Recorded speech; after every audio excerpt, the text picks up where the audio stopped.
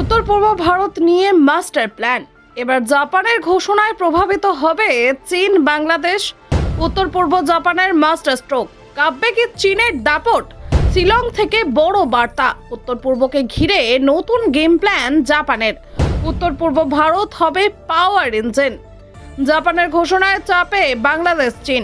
বঙ্গোপসাগর থেকে দক্ষিণ পূর্ব এশিয়া, উত্তর পূর্বে নতুন অর্থনৈতিক করিডোর। অ্যাক্ট ইস্টে জোর, জাপানের হাতে বদলাবে উত্তর পূর্ব ভারতের ভবিষ্যৎ। বিকল্প যোগাযোগ রুটে বড় বাজি, বাংলাদেশের নির্ভরতা কমাতে নয়া কৌশল। সেমিকন্ডাক্টর থেকে সবুজ শক্তি, উত্তর পূর্ব জাপানে মেগা ইনভেস্টমেন্ট প্ল্যান। শক্তির ভারসাম্যে ধাক্কা, উত্তর পূর্বে জাপানের এন্ট্রিতে বদলাবে আঞ্চলিক সমীকরণ।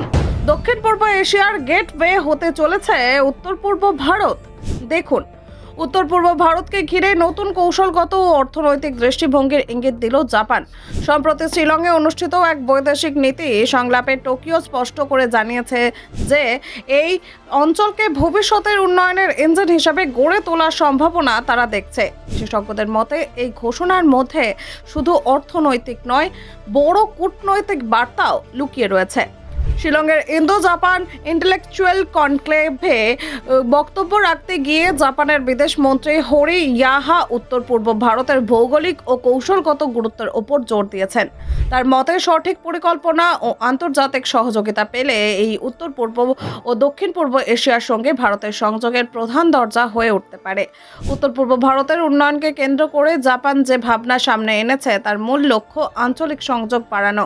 বিশেষ করে বাংলাদেশ এবং নেপালের সঙ্গে অর্থনৈতিক গ্রিড থেকে তৈরি করা গেলে বাণিজ্য ও পরিবহন ব্যবস্থার আমূল পরিবর্তন আসতে পারে বলে মত প্রকাশ করছেন তিনি। এই পরিকল্পনার আরেকটি গুরুত্বপূর্ণ দিক হলো বঙ্গোপসাগর ও ভারত মহাসাগরের সঙ্গে অবকাঠামোগত সংযোগ জোরদার করা। উত্তর পূর্ব ভারতের পণ্য যাতে দ্রুত সমুদ্র বন্দরে পৌঁছতে পারে তার জন্য সড়ক, রেল ও লজিস্টিক করিডোরের উন্নয়নের সহায়তার আশ্বাস দিয়েছে জাপান। এতে আঞ্চলিক রপ্তানির সম্ভাবনাও বাড়বে। ভূ রাজনৈতিক বিশ্লেষকদের মতে এই পদক্ষেপ সরাসরি প্রভাব ফেলতে পারে চীন ও আঞ্চলিক প্রভাবের ওপর। উত্তর পূর্ব ভারত দক্ষিণ পূর্ব এশিয়ার প্রবেশদ্বার হিসেবে গুরুত্বপূর্ণ হওয়ায় এখানে নতুন শক্তির উপস্থিতি স্বাভাবিকভাবেই শক্তির ভারসাম্যে পরিবর্তন আনতে পারে। একই সঙ্গে বাংলাদেশের ভূ রাজনৈতিক অবস্থানও নতুনভাবে মূল্যায়নের মুখে পড়তে পারে, কারণ দীর্ঘদিন ধরেই উত্তর পূর্ব ভারতের সঙ্গে মূল ভূখণ্ডের যোগাযোগের অনেকাংশে বাংলাদেশের ভূখণ্ডের ওপর নির্ভরশীল। বিকল্প ও যোগাযোগ অর্থনীতি করিডোর তৈরি হলে ভারতের কৌশলগত স্বাধীনতা আরও বাড়বে। ভারত ইতিমধ্যে অ্যাক্ট ইস্ট নীতির মাধ্যমে পূর্ব ও দক্ষিণ পূর্ব এশিয়ার সঙ্গে সম্পর্ক জোরদার করতে চাইছে।